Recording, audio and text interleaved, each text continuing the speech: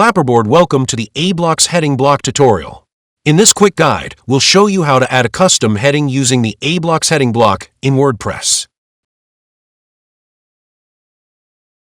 First, open the section of your website where you want to add the heading.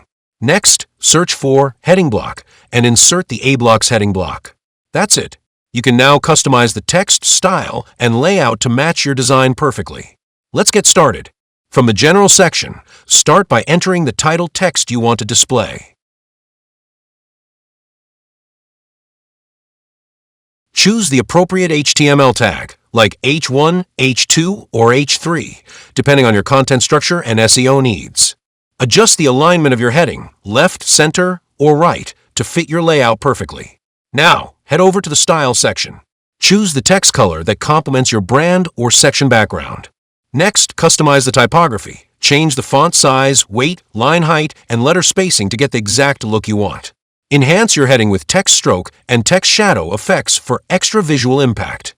Once you're happy with the changes, click the Save button to apply everything. Finally, preview the page to see how your heading looks live.